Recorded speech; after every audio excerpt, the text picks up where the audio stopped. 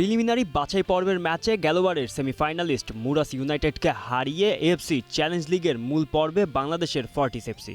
Kings এরেনায় Kyrgyz পরাশক্তিকে থামিয়ে আন্তর্জাতিক ফুটবলে নিজেদের আগমনী বার্তা দিল লালসবুজের প্রতিনিধিরা। এই ম্যাচের আগে ফর্টিসের পথটা মোটেও মসৃণ ছিল না। দল ছেড়েছেন 7 ফুটবলার, প্রায় 2 মাস খেলেনি কোনো কম্পিটিটিভ ম্যাচ। এর মধ্যেই মাত্র কয়েক সপ্তাহে নতুন দল দাঁড় করিয়ে মুরাসের মতো শক্ত প্রতিপক্ষের সামনে নামতে হয়েছে কাইসারের দলকে। আমাদের যিনি কর্ণধার এমডি সাহেব, উনি তো দেশের বাইরে আছেন, একটু ফ্যামিলি নিয়ে আমার আম্মুর নিয়ে উনি ফোন দিয়েছিলেন 13 তারিখ ওনার বাসায় সবাইকে ডিনারের দাওয়াত দিয়েছেন এবং তখনই উনি বলে দিয়ে তখন বোনাসের কথা বলছেন, বলছে অসুবিধা 13 তারিখ ডিনার আসবে, তখন উনি বোনাসটা ঘোষণা করবেন আর কি। ম্যাচের আগের দিন তপ্ত আবহাওয়াকে অস্ত্র বানানোর কথা বলেছিলেন কোচ মাসুদ পারভেজ কায়সার। মাঠে সেই পরিকল্পনাই যেন মুরাসের জন্য ফাঁদ হয়ে দাঁড়ালো। শুরু থেকেই আক্রমণে ফর্টিস, বারবার মুরাসের রক্ষণে হানা। সুযোগ এলো কিন্তু প্রথমার্ধে ফিনিশিংয়ে আটকে রইল গোল। বিরতির পর অবশ্য বদলে গেল গল্প।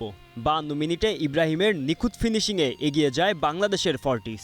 এরপর মুরাসের মরিয়া প্রত্যাবর্তন, 76 মিনিটে পেনাল্টি, কিন্তু আতাভাইভের শট সাইডবারে। গ্যালারির চাপ আর মুহূর্তের নার্ভাসনেসে সুযোগ নষ্ট, আর সেখানেই মুরাসের স্বপ্ন যেন ভেঙে গেল।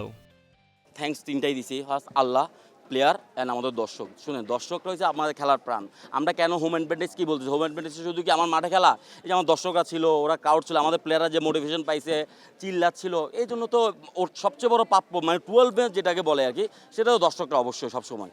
সৃষ্টিকর্তার প্রতি কৃতজ্ঞতার পাশাপাশি ফর্টিস ম্যানেজার আলাদাভাবে ধন্যবাদ জানিয়েছেন ফর্টিস সমর্থকদের। কোচ ও খেলোয়াড়দের প্রশংসার সঙ্গে ঐতিহাসিক জয়ের পর বোনাসের ঘোষণাও দিয়েছেন তিনি।